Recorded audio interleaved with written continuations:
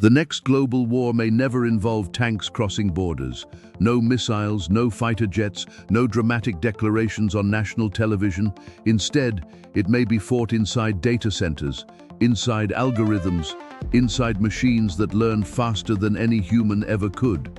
And according to many experts, that war has already begun. While most people are distracted by elections, inflation, and social media trends, the world's most powerful nations are racing toward a prize that could redefine global power for the next century: artificial intelligence. The question is no longer who will build the smartest AI. The question is what happens when entire nations start weaponizing it. For decades, military power was easy to measure. The strongest nations had the largest armies, the most advanced aircraft, the most powerful nuclear weapons. But AI changes everything, because unlike traditional weapons, artificial intelligence doesn't just destroy. It predicts, it learns, it adapts, and it improves itself. A nation with superior AI may not need to fire a single shot. It could disrupt supply chains, manipulate financial markets, predict military movements, launch cyber attacks at unimaginable speed, or influence public opinion without anyone realizing it. The frightening part? Many of these capabilities already exist, and governments around the world know it. That is why billions of dollars are now flowing into AI development programs at a pace rarely seen in modern history. The race isn't coming, the race is already here. In recent years, the United States, China, and other major powers have dramatically increased investments in artificial intelligence. Governments are partnering with private technology companies. Military agencies are hiring AI researchers. National security strategies are being rewritten around machine intelligence. Why? Because AI is becoming the ultimate force multiplier. Imagine two nations with identical armies, identical budgets, identical weapons. Now give one side an AI system capable of analyzing millions of battlefield variables in real time. Suddenly, the balance of power changes. But military applications are only one part of the story. The real battlefield may be economic. Artificial intelligence is rapidly transforming industries, from logistics and manufacturing to finance and healthcare. Countries that dominate AI could gain enormous economic advantages: higher productivity, faster innovation, stronger corporations, greater geopolitical influence.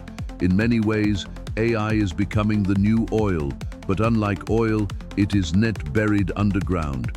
It's built through talent, computing power, data, and algorithms, and every major nation wants control over those resources. This has triggered an unprecedented global competition, a competition that most citizens barely notice. But here's where things become even more unsettling. The competition is not just happening between governments. It's also happening between corporations. Some of the world's most powerful technology companies now control infrastructure that rivals the influence of entire nations. Massive cloud computing networks, advanced AI laboratories, data ecosystems containing information on billions of people. In previous eras, governments controlled strategic resources. Today, some of the most valuable AI assets are owned by private companies.